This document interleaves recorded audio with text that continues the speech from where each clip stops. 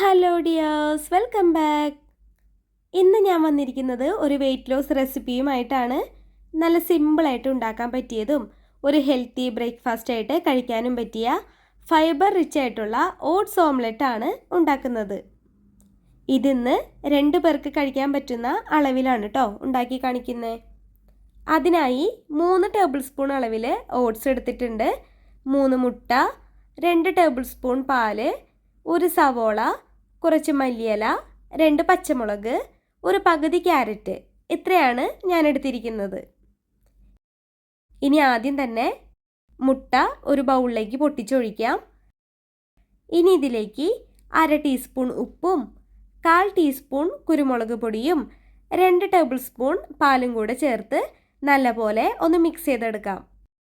ഇതുപോലെ മിക്സ് ചെയ്തതിലേക്ക് ബാക്കി ഇൻഗ്രീഡിയൻസ് കൂടെ ചേർത്ത് കൊടുക്കാം. ഒരു സവോള ചോപ്പ് ചെയ്തത്, ഒരു പകുതി ക്യാരറ്റ് ചോപ്പ് ചെയ്തത്, 2 പച്ചമുളക്, 2 ടേബിൾ സ്പൂൺ അളവിൽ മല്ലിയില, 3 ടേബിൾ സ്പൂൺ ഓട്സ്, ഇത്രയും ചേർത്ത് കൊടുത്ത ശേഷം വീണ്ടും ഒന്നുകൂടെ ഒന്ന് മിക്സ് ചെയ്തെടുക്കാം. ഇപ്പോൾ നമ്മൾ ചേർത്ത് കൊടുത്ത ഇൻഗ്രീഡിയൻസ് കൂടാതെ നിങ്ങൾക്ക് ഇഷ്ടമാണെങ്കിൽ ബ്രൊക്കോളി, ക്യാപ്സിക്കം, മഷ്റൂം, ചീര, മുരിങ്ങയില പോലുള്ള ഇലവർഗ്ഗങ്ങൾ ഇതൊക്കെ നിങ്ങൾക്ക് ഉപയോഗിക്കാവുന്നതാണ്. മുട്ടയും ഓട്സും ഒക്കെ നല്ലപോലെ യോജിച്ച് വരുന്നത് വരെ നമ്മൾ ഒന്ന് മിക്സ് ചെയ്തെടുത്തിരുന്നു. ഇനി ഒരു 5 മിനിറ്റ് ഇതിങ്ങനെ ഇരിക്കട്ടെ. അപ്പോഴേക്കും ഓട്സൊക്കെ നല്ല സോഫ്റ്റായിട്ട് വരും. ഇപ്പോൾ ഒരു 5 മിനിറ്റ് കഴിഞ്ഞിട്ടുണ്ട്.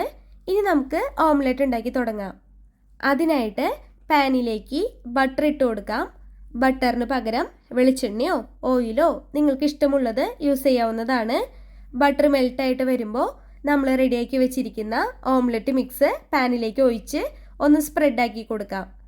എല്ലാ ഭാഗത്തേക്കും ഒരേപോലെ സ്പ്രെഡാക്കി കൊടുത്ത ശേഷം ഇനി ഇത് മൂടി വെച്ച് വേവിച്ചെടുക്കണം. ലോ ഫ്ലെയിമിൽ 5 മിനിറ്റ് മൂടി വെച്ച് വേവിച്ചെടുത്ത ശേഷം നമുക്കിനി ഇതൊന്ന് തുറന്ന് നോക്കാം. ഇനി മറിച്ചിട്ട് വേവിച്ചെടുക്കണം. മറിച്ചിട്ട ശേഷം ഇനി ഇത് മൂടി വെച്ച് വേവിക്കേണ്ടതില്ല. ഒരു 2 മിനിറ്റ് കൂടെ ഒന്ന് തുറന്ന് വെച്ച് വേവിച്ചെടുത്താൽ ഓട്സ് ഓംലെറ്റ് റെഡി. ഇനി ഇത് ഒരു പ്ലേറ്റിലേക്ക് മാറ്റി നല്ല ചൂടോട് കൂടി തന്നെ സെർവ് ചെയ്യാവുന്നതാണ്.